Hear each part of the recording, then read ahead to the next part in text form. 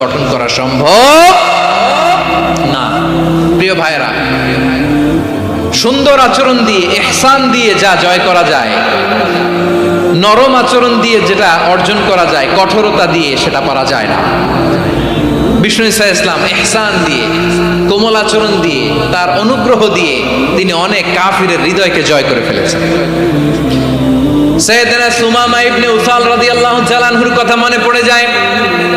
তিনি ছিলেন ইয়ামামার বাদশা।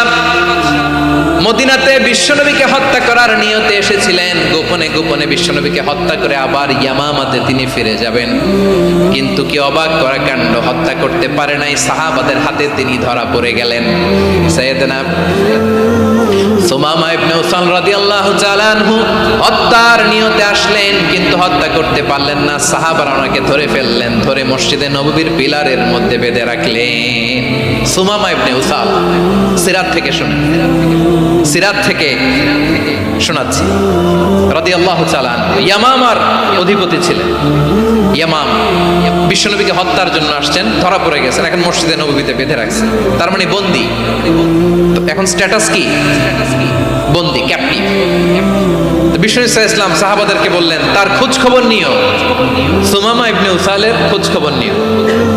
সাহাবারা বলেন, ইয়া রাসূলুল্লাহ, আপনাকে হত্যা করতে এসেছে, তার তো কঠিন ক্যাপিটাল পানিশমেন্ট হওয়া দরকার, কঠিন শাস্তি হওয়া দরকার। বিশ্বনবী বললেন, না, আমি যেটা জানি তোমরা সেটা জানো না, তোমরা সুমামার সাথে ভালো আচরণ করো। বিশ্বনবী